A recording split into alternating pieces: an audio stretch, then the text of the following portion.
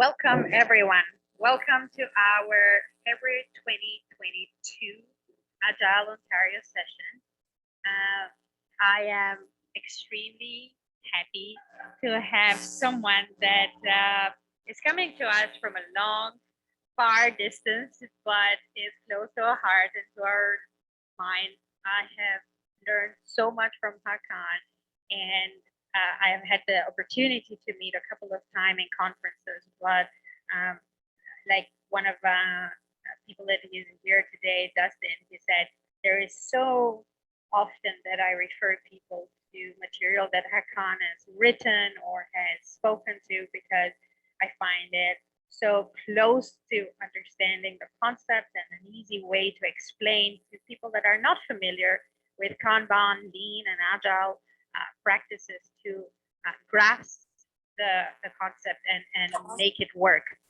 So I see that we have some new friends, so welcome. And I see the other friends that have been with us for a long time, so happy to see you coming back. And I'm not going to take more time. I know everybody here is for Håkan, so without further ado, welcome to our session, and we are all ready to learn. Thank you. Let's see if I can share one of my screens as well. And hopefully now you should see a PowerPoint slide here.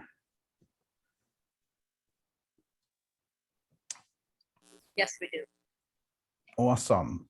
So scaling Agile is not the point. That's the speak that I'm going to talk about today. And the idea here, we might think about different scaling frameworks and approaches and so on. But for us here at the SEB, the bank in Sweden, it's all about striving for business agility.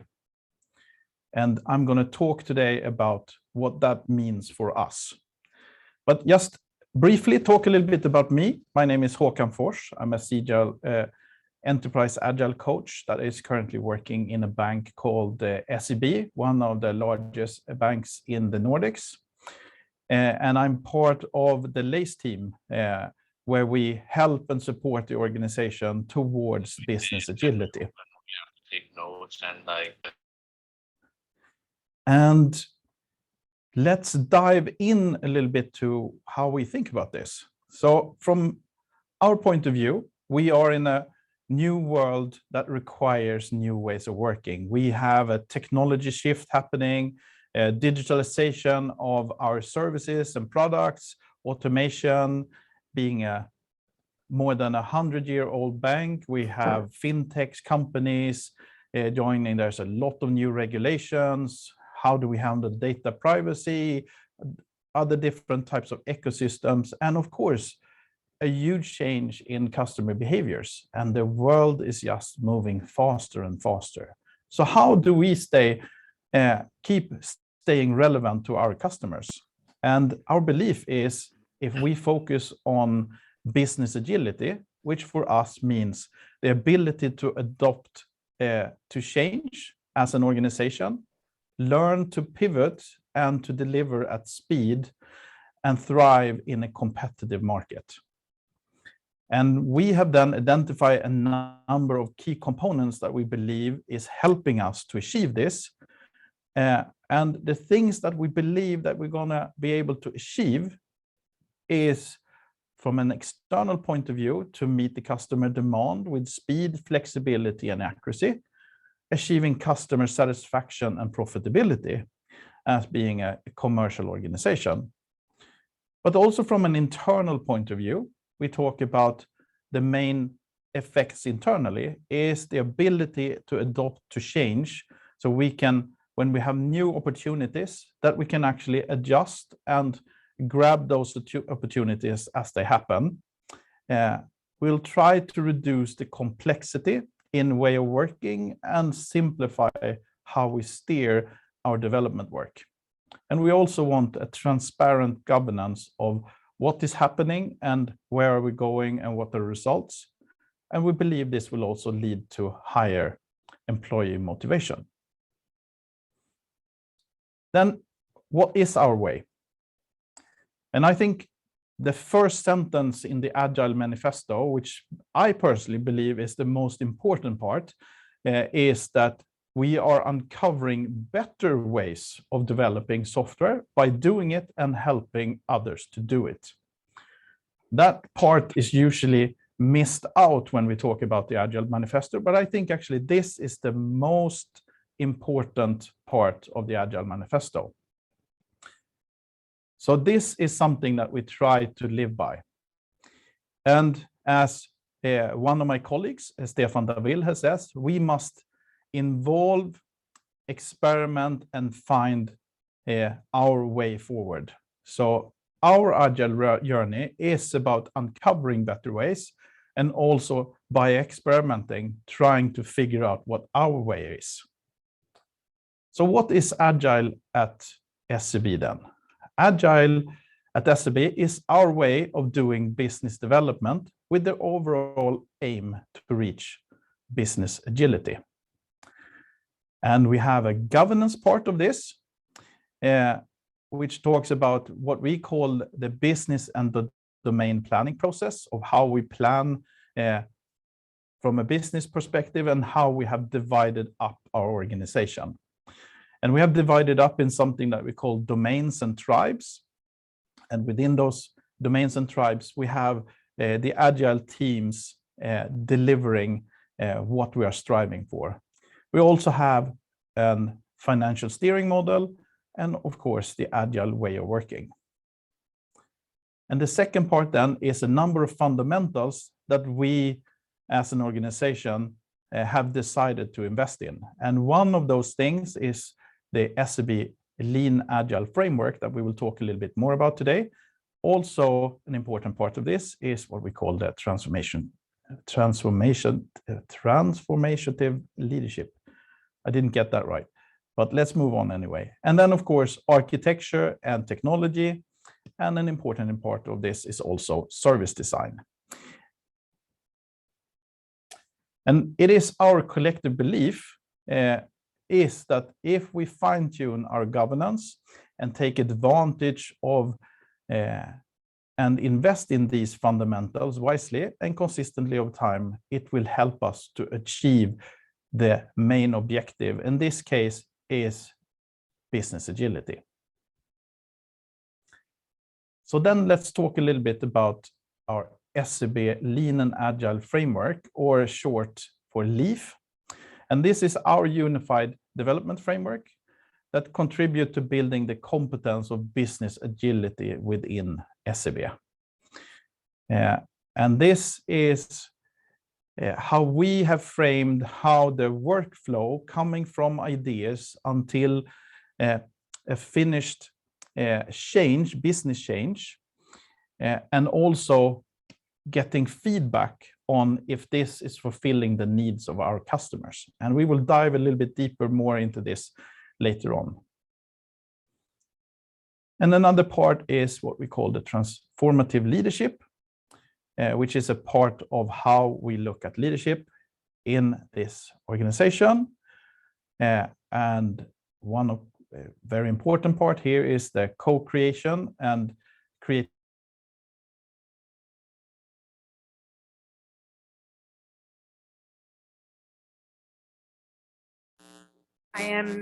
I lost you. Can anyone else hear Håkan? Did we? It's good for me. I can hear you. Yeah, awesome. Me too. Hopefully it is it's only on your side then. And we'll check back in the recording. I got now, yes. Awesome. Okay, so being curiously, listen empathically. We want the people to speak their mind to create a psychological safe environment. We want to release everyone's potential and sharing the power in the organization, energizing by inspiring for the bigger purpose, and being smarter and learn together. All these parts in the transformative leaderships are equally important, and they are working in an interconnected system, and they are based on a lot of research on how we work as humans. Let's take a step back and talk about what we call the PMR model, which stands for principles, methods, and results. And the PMR model kind of take a stance in our principles, how and the values that we have, and they inform what methods or ways of working we want to have based on those principles. Because we think that these methods and ways of working is leading to some results that we are looking for. But of course, sometimes we don't get the results, and then we need to loop back and look at what are the methods and the ways of working that we have. Do we need to adjust them? And even once in a while, we need to then loop back and look at the principles. Are they actually supporting us in a way so we can move forward and get the results that we want?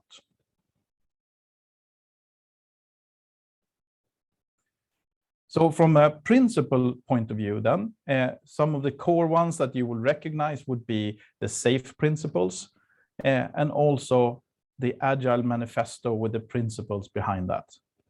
And the results that we are looking for as an organization in this particular case is then business agility. And what we are trying to aim for then is always testing new ways to support it with our principles, and always remembering to focus on the results that we want to achieve. So as you can see here, the principles and the results are the things that we are trying to focusing more on, and then we are really testing out what methods or ways of working that is helping us to achieve the results that we are looking for.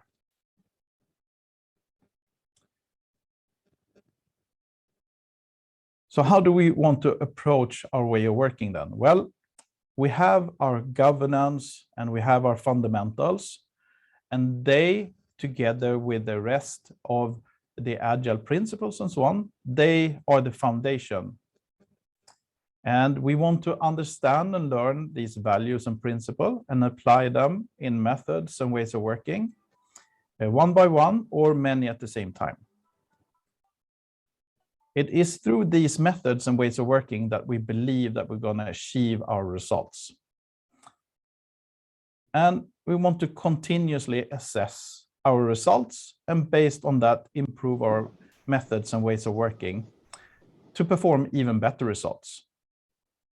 And sometimes, as I said, we might want to reassess our values and principles so we really are achieving the best results that we can.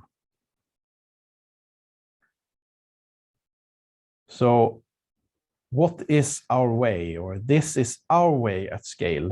And it builds again then on trying to strive for business agility. And we started out to take a lot of inspiration from the SAFE framework, with an emphasis on taking inspiration and as a first step.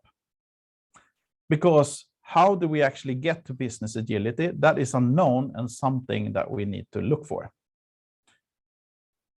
So we found that the SAFE framework is a great framework to start out with. There's a lot of great examples and learnings and so on, but it is a toolbox that we take inspiration from. And by doing that, we have a lot of things that we can use and communicate, and people can learn together from this. And scaling Agile for us is a lot about empowering the teams, creating a resilient organization, having enterprise visibility into what we want to achieve and what we are working on, to be effective and especially be resource efficient, flow efficient, not so much focus on resource efficient, but even there, it is an important part. Having strong network of communications within the organization, have motivated employees and happy stakeholders. and rapid flow of value using iterative learning and experimentation and collaboration for complex initiatives. And these are all fine, but we also need to put it in a systems thinking approach. And we have kind of look at this from this onion perspective, where we have the individual. So me as an individual in this system, my perspective is to try to optimize not for me, but for the team that I'm participating in. And as a team, we want to optimize for the Agile release train that we are in. And that Agile release train should optimize for the tribe, which is a construct that we will talk a little bit more about later on, that we have here in the SEB. And the tribe should optimize for the domain, and the domain should optimize for the whole SEB. So having this perspective, all these things, but also have this systems thinking approach is very important to us. And to be able to be on this journey and being a flexible and be able to adjust and having this business agility, we got some inspiration from how SAFe described what they call the dual operating system. And based on this, we also created our dual operating system. We have to the left, we have our traditional line organization that is changing in a little bit of a slower pace. And then we have the value delivery and our domain and tribe structure, where we put the people in that is doing the business development work. And this is also then divided up in two parts. We have the value delivery parts, where we have the agile teams and how they interact with each other and our portfolios and so on. We also have the governance side, where we look at how we do funding, what is the direction, and so on. And that is then separated from the value delivery side.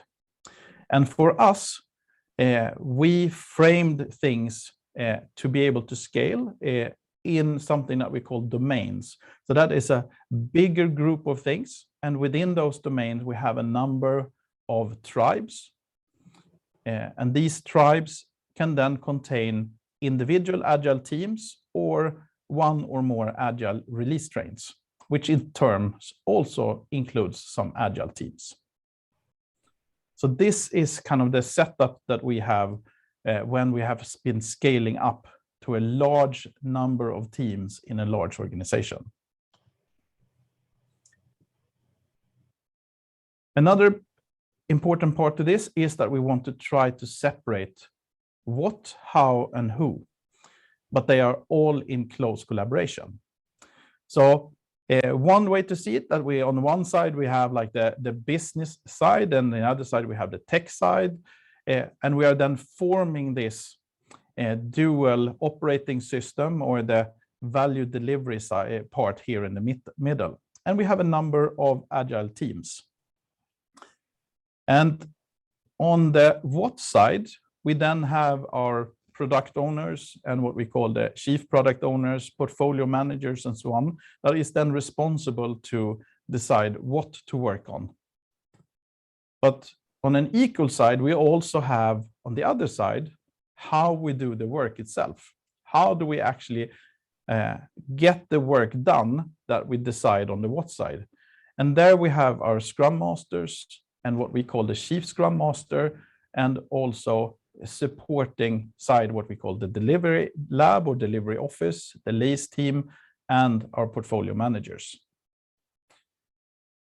And of course, then to build this virtual organization, we have the who, and that comes from the line organization, and they are then populating this virtual organization in the middle. So this is then our virtual delivery organization with domain, tribes, and arts.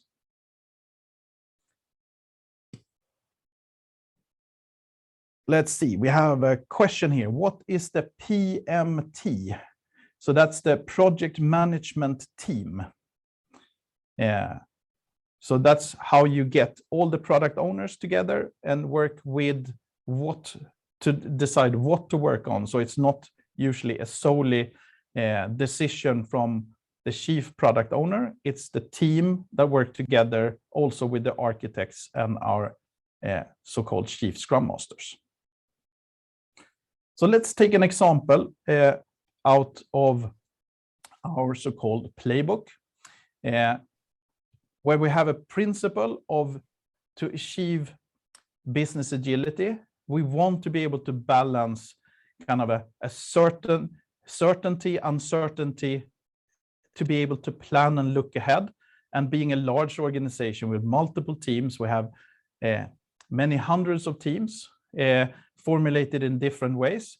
So for them to be able to plan and synchronize when work should be done, we have then applied the principle of cadence and synchronization. So from having more like a quarterly based planning process, which was very much individual from the different parts of the organization, we have for the last few years then brought everyone together and actually doing planning and looking ahead and synchronizing on a shared pace across the organization. So nowadays we are doing program increments or PI planning parts every 12 weeks, and everyone part of the delivery organization is doing this in the same week 4 times a year. So we have a question here. Is all being project driven via LPM, or is there some project to product aim? So what we have tried to do is we have some projects still running in the organization, especially when it's involving not just the product development side, but other parts of the organization. So let's say that you want to establish a new locale in a new country. You want to do those things. You need to do some product development part, but you also need to do other things like getting an office, hiring people, and so on. Then we usually have projects. But the product development part of it is in most cases then being executed within this organization of our value delivery organization, which means that the project is then interacting on a regular basis with this cadence that I'm describing here to make sure that the things that we are planning is happening at the right time. So the PI process, as we call it then, is running right now 4 times a year. And we have our planning readiness part where we decide what we want to work on based on what's happening. And as we get closer and closer to the PIs, we are then putting more and more emphasis on what we want to do next. We have the PI execution part that is, of course, then executing what we have planned, but also what's popping up as we move forward.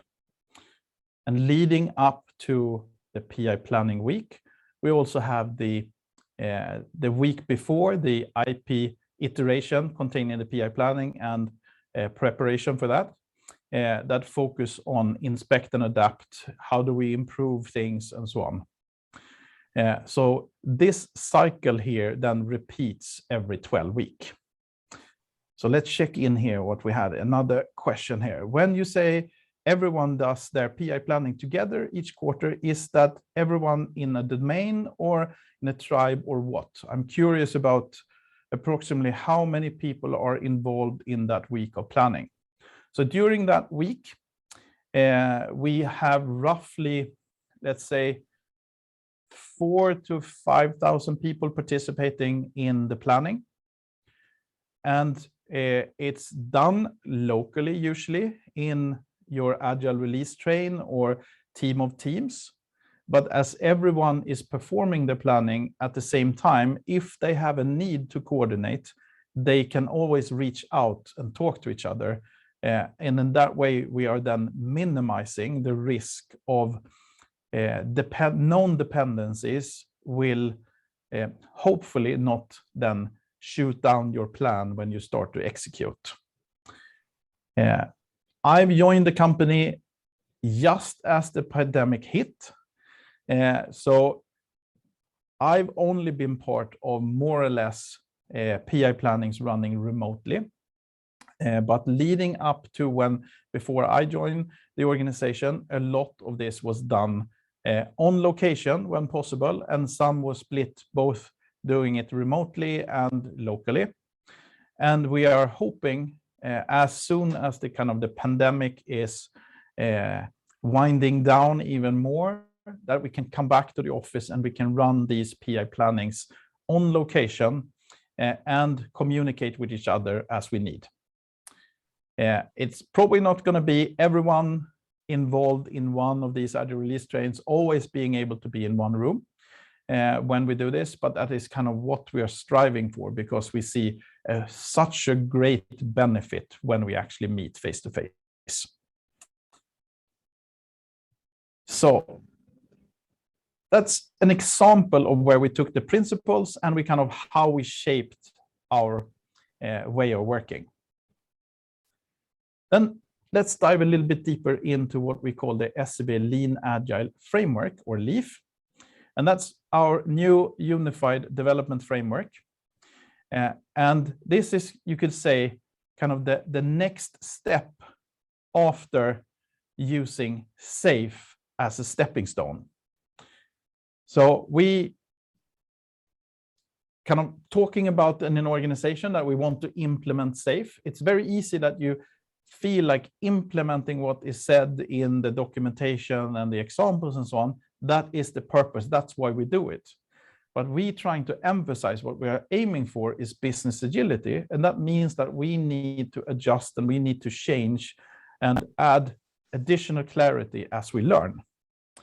And one of the things that we learned is that it can be hard to understand what part of the SAFe framework is relevant for you, which part should we leave out, what should we adopt, and so on.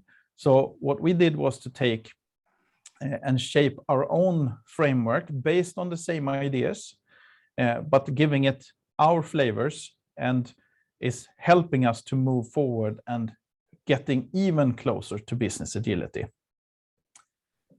Let's see, we have a question here. Do we have a specific PI planning software tool to help you enable the virtual collaboration and visually see the dependencies, etc.? Unfortunately not. Being in a regulated market and so on, having very sensitive information, we have not been able to acquire a tool that could help us in that perspective. And it has been very much up to each part of the organization to use the current tools that we have. But I think that has also led to not focusing so much on the tools and focusing more on the collaboration. It's very dangerous sometimes if you focus too much on the tools, and the tools will dictate of how you will communicate. But of course, sometimes the tool can also be useful. So again, coming back to the PMR model, what are the principles? What are the results that we're looking for? What is the way of working or the tools that we need to help us to move in that direction? But your question here, Mara, is that we would probably want to have some tool that helps us a little bit better than we have today, as long as we're doing this remotely. If you do it physically and you do it together, then you can use much simpler tool and help you to see how things are actually working. We do have one physical room that we call the delivery lab, where we try to visualize dependencies and manage some of those dependencies as we are executing, but we are currently not using that during PI planning. And the reason for this is, of course, it's not a big enough room to keep the 2 meter distance rule when we are interacting. So we have a question here. You want to go deeper into the previous question. So let's save that a little bit to the end, and we might dive a little bit more into that, so we don't end up not coming to the end here. But remind me that we're going to loop back to that question then. So what have we defined in the Lean and Agile framework, or the LEAF? It is then to try to describe in more detail and how we want the so-called epic feature and story flows to work, and how we connect our strategic focus areas, our strategic needs, and our business plans into how we execute and get feedback and learning from those ideas. And we found this to be quite hard to understand and connect the dots in this SAFE framework. So we try to make this our own and describing it and put it in our context. So kind of diving deeper into this image then would be to look at a little bit like this. So we have our vision, we have our strategies, and we have something that we call strategic needs. And the vision and the strategy should hopefully mostly influence what strategic needs we have. And those strategic needs is hopefully then mostly what we would put in our roadmaps or architectural runways. But there could also be new business coming in, and maintenance questions and so on, regulations coming in that we need to start working on.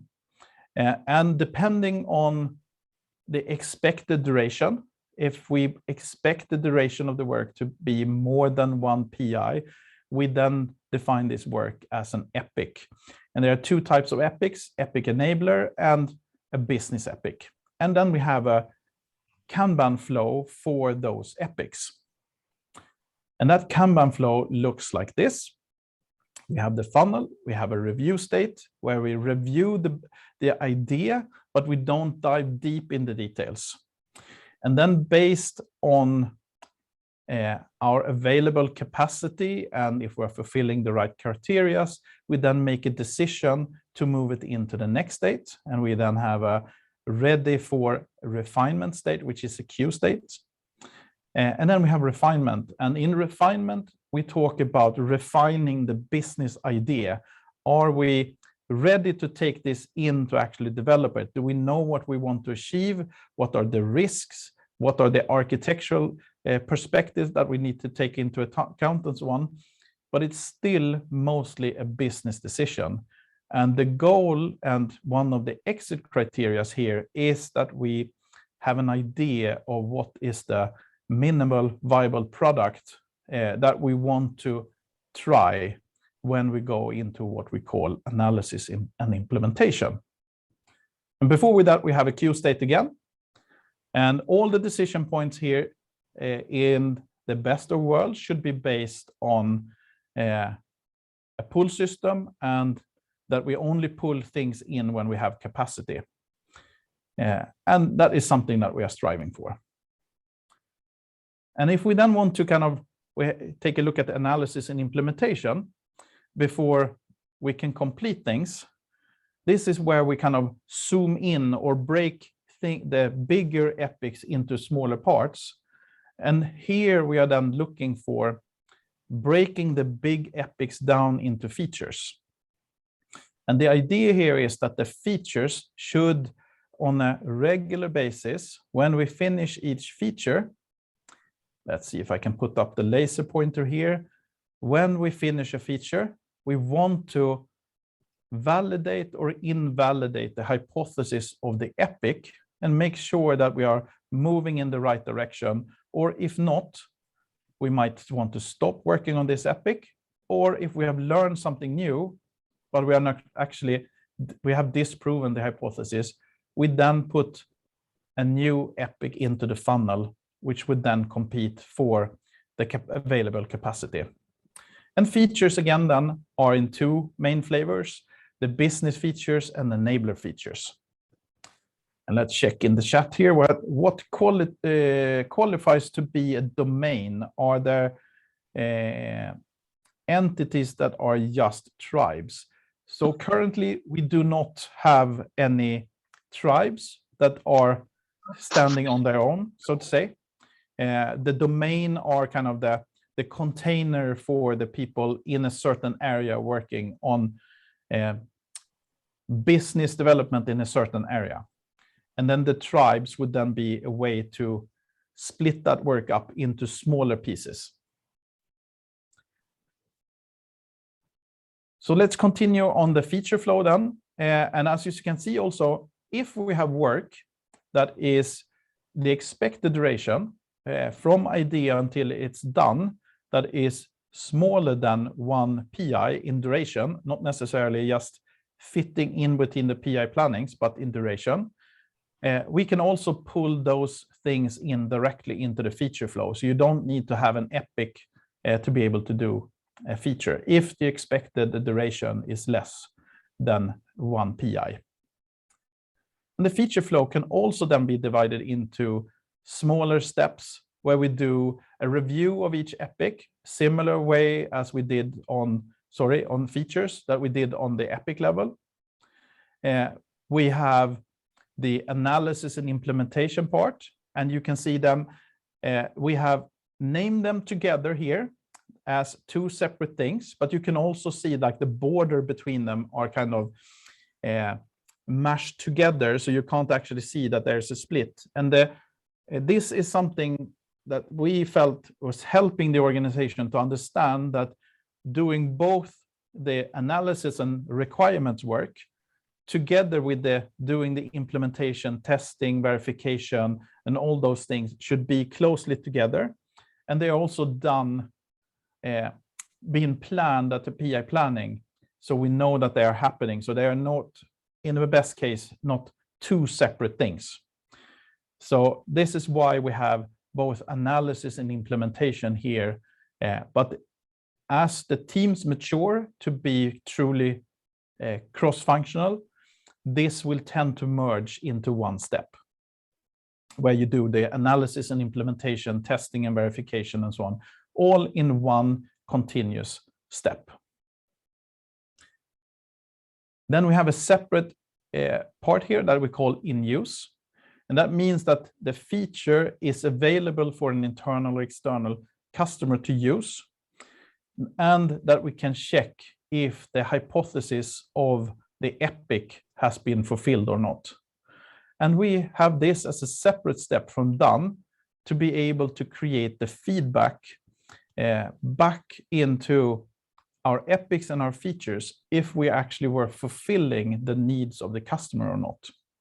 As this is a very important part to create both learning, but also, of course, making sure that the customer's needs are fulfilled. Let's see, we have a question here. What about an innovation pipeline? How do ideas from IP arrive into the roadmap? And that would happen just like any other type of work. That would enter either, if there are big things, it will enter in as epics.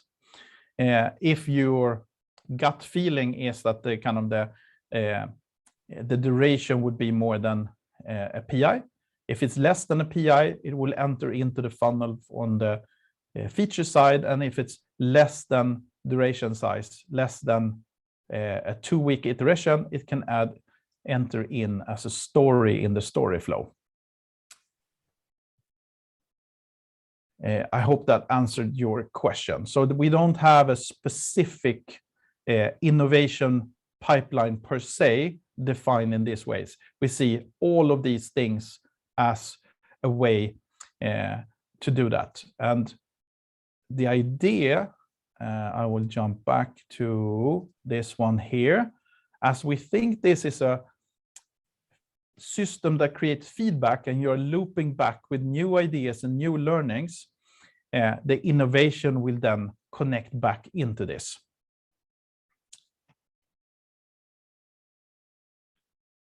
And here you can also see here on the feature flow connecting to story flow, we again have this feedback cycle where each story of a feature is intended to be checked against the hypothesis of the feature. And only if we have not disproven the hypothesis of the feature, we then move on and work on the next story. And the next level here then is to look at the story flow. And here we haven't defined for the whole organization in detail how this should be done at all. This is very much up to each team of how they want to work. And based on how we learn together, it might be useful for us in the future to detail these steps here more in the future to get some learning. But the core idea is that this is something that the teams manage themselves. And all these steps and the definition of these, you can always add more. You can make adjustments to them as long as you have a reasoning around it, because we want people to use the system, adopt it, and based on the learnings, we want to kind of feed that in to how the framework itself is described. So we have a question here from Reza. Do you have a weekly bottleneck pulse meeting or similar? Yes, we do. We have this both locally, and then we have something that we are doing across the whole organization. The local ones, let's step back to this illustration. Let's see if I back off a little bit here. And we go this side here, depending on the context, deciding what to do. They have a cadence of doing their work in terms of deciding what to do, but we also have the cadence of how we do the work. And here we look at the flow of the work. So the intent here is that the Scrum Masters in the individual teams take a perspective of the team, and if they need help, they go to the Scrum of Scrums, where they lift impediments and look at the flow. And if needed, you can then escalate it up to the next level. And then once a week, we have what we call a cross-delivery meeting, which is focusing on some core deliveries and see if dependencies are handled and that the handshakes are in place and so on. So that is happening on a regular basis. There are probably a lot of room to improve here, and it's something that we might take a even more structured approach to in the future, as we are kind of focusing more and more on improving the flow in the system. So that's kind of describing our framework in terms of how it's organized and what we are moving towards. And this is our newly introduced development framework, which was replacing one that we didn't really use that much before, and kind of taking the next step after what we did with SAFe, so to say. Another perspective to this, and then how did we make this happen? How have we made the journey happen at all in the company, and how are we looking at this? So kind of how did we find our way of making the change happen? Before I joined, we come from kind of having agiles in pockets of different parts of the organization. Some was very mature, some were kind of not that much on the journey and so on. So but it was like different pockets of the organization. It was a lot of focus on the local side, and it was also very much focused on the tech side. And what we realized as a LACE organization then is, in a large organization, it's much easier to act yourself into a new way of thinking than it is to think yourself into a new way of acting. And probably most of you have heard this phrase before, but it's kind of a mantra that we are trying to kind of take into us when we are looking at how we're doing this change. So what we then decided was to take kind of bringing a lot of people up to a similar type of framework. So we took a lot of inspiration from the SAFe implementation roadmap. So we trained basically everyone that was part of moving into this agile way of working. Some value stream identification workshops and so on was done, and how we set up the domains and the tribes was part of this work. And then we launched a lot of agile release trains. And this process then repeated as more and more part of the organization got part of this change journey. So what we did was to establish our tribes, and within those our agile release trains, and we had like a launch priority. Worked with the organization very much intense for a short amount of time. So here's an example of how that could be, where we set an agile release train launch date. We had made sure that all the key roles were appointed. We did Chief Scrum Master or RTE training, Chief Product Owner training, Scrum Master training, training the domain and tribe management that was responsible for the governance, team trainings, and then we launched the Agile release train with a PI planning. And then we had a lot of support for the Agile release train up until we did the first inspect and adapt, and usually also a little bit into the PI number 2. So for a short period of time, we basically helped to launch a large amount of Agile release trains within the organization, and we have trained thousands of individuals in these different roles and more general trainings. And the approach here has been, if you give a man a fish, you feed him for a day. If you teach a man to fish, you can feed him for a lifetime. So our approach as coaches and the LACE team has very much been to teach people to fish themselves, to set this up. So we moved from being very hands-on to being more coaching the important roles. Excuse me for one.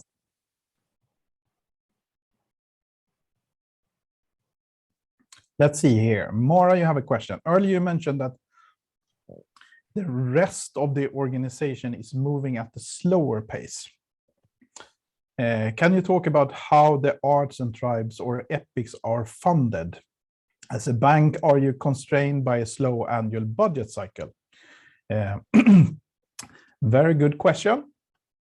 And one of the core parts of this, of our setup, let's see, I'm moving back here to a slide, is the financial steering part.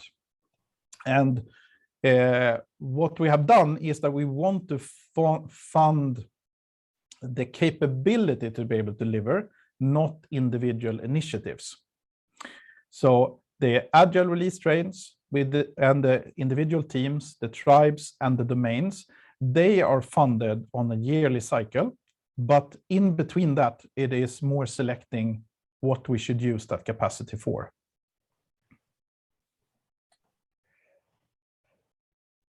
And what is then the next step in our approach? Well, that is a little bit up in the air to decide what to do that. We have launched most of the trains and the most part of the organization.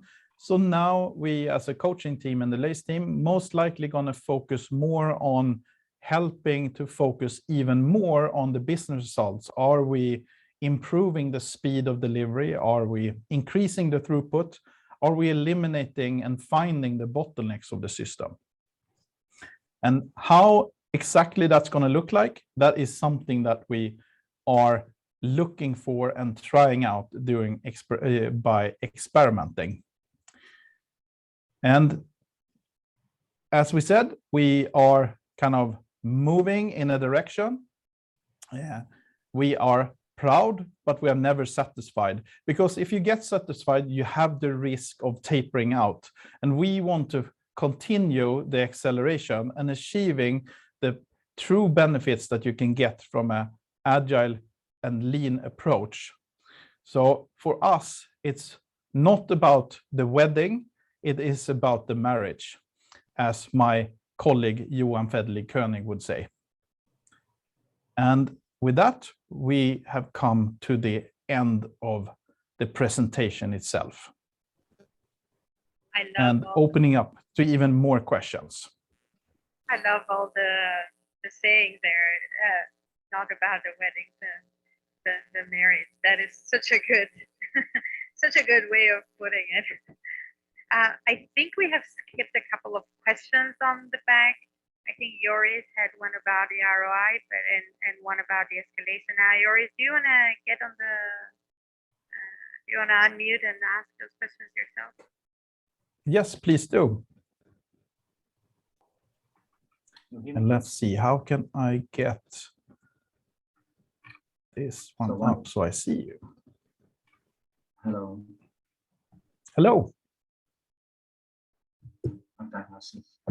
The innovation timing is scheduled in that innovation planning week, I suppose. So that's a fixed moment that you say to everybody, now is a time to not develop, but to plan and to innovate. So what is the autonomy, freedom, or the deliberate chaos?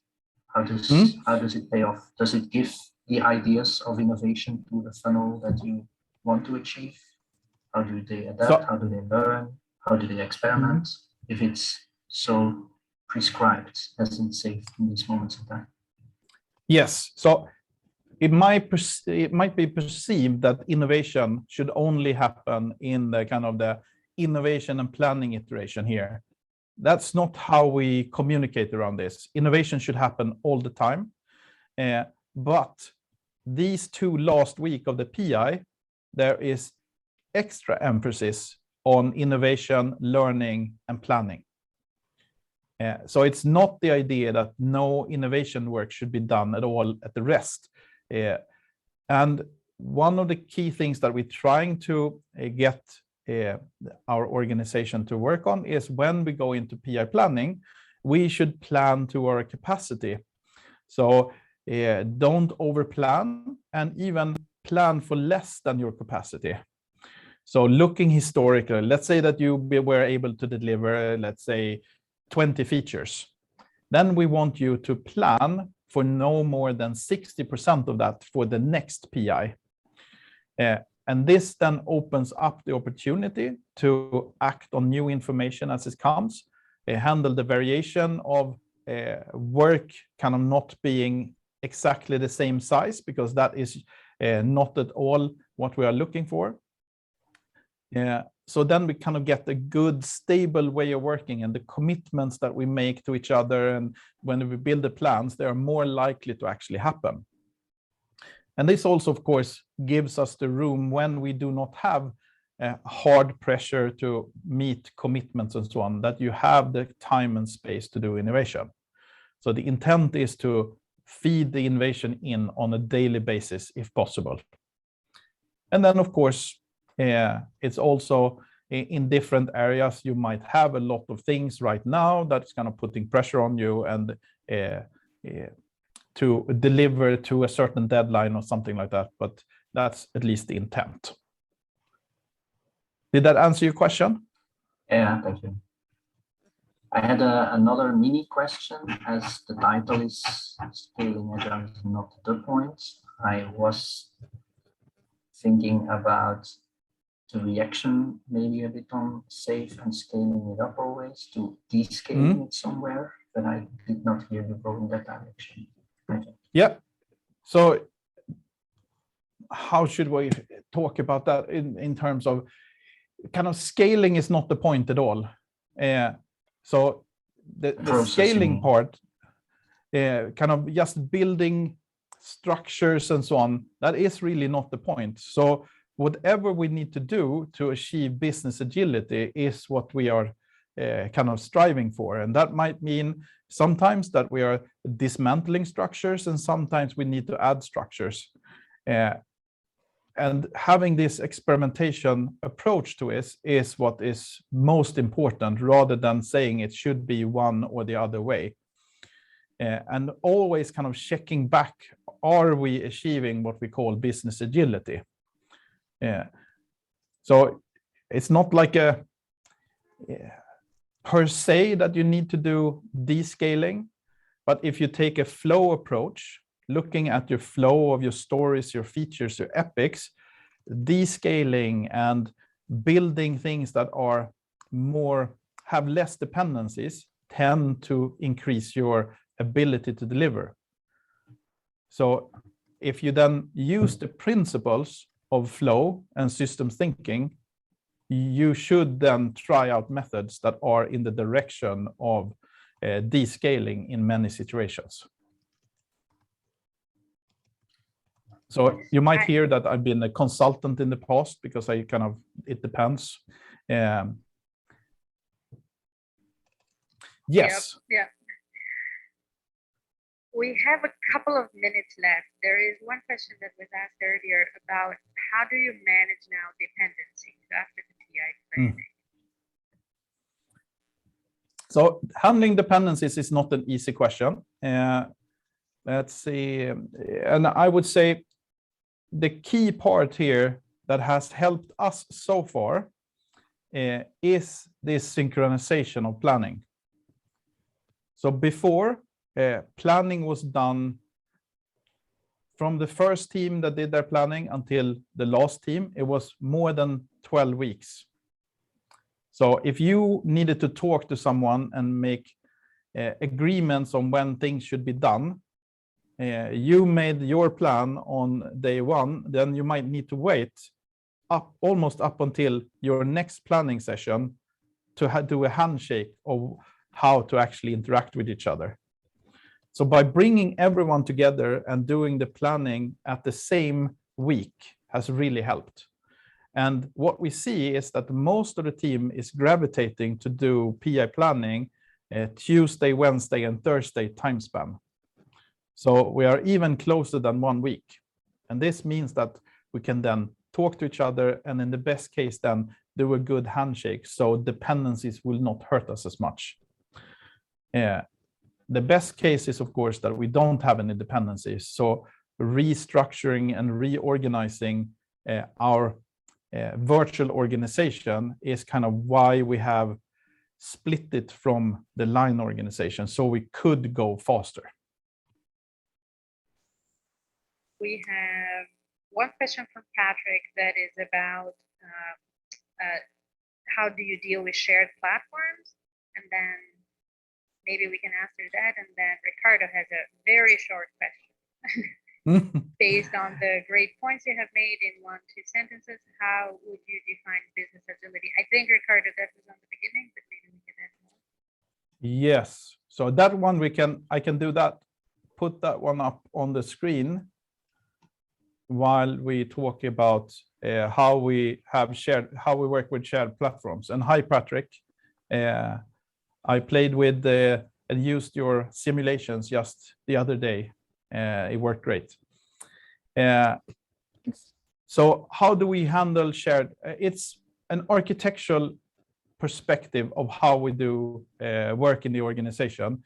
We have parts of the organization that are working more on platform-oriented things, building APIs, building platforms that others can consume, with the focus on reuse and being kind of API-based.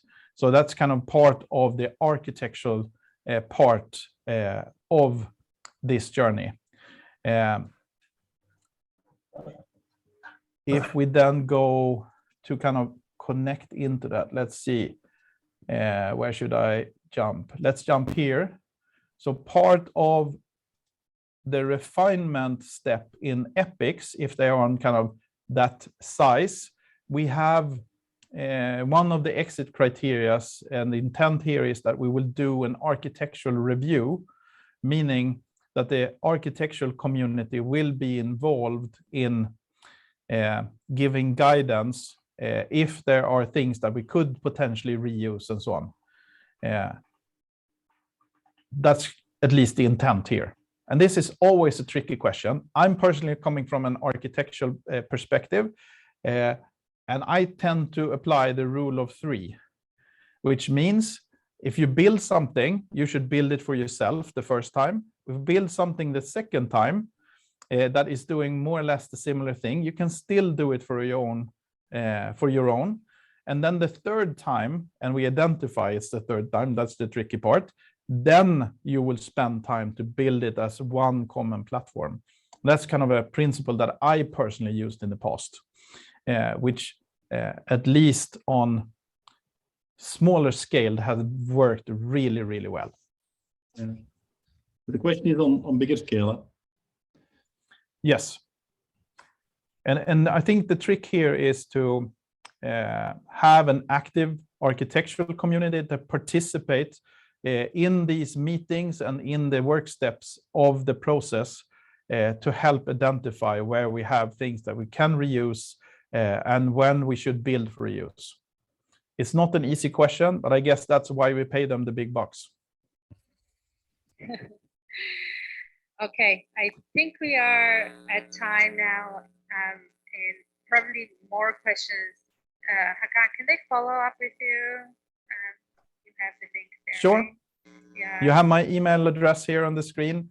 You have my Twitter handle, but I have actually not been active on Twitter that much for quite some time. So I recommend that you send an email and I can respond to that. And don't hesitate to reach out. More than happy to help when I can. And every context is, of course, unique. Your journey will be unique, but there's also some great learnings from others that you can use. Like I'm a big fan of flow thinking and the Kanban community and so on, the lean thinking around that. The Scrum side with the iterative approach is really useful when you try to figure new things out and so on. And putting that together in something that works for a large organization like the SAFe framework or less and so on can be very useful to put things together. And we try to do that from our perspective in what we call the leaf. Fantastic. And people are leaving a lot of thank yous on the box for you. So with that, thank you even from us for joining our group and for sharing all this information.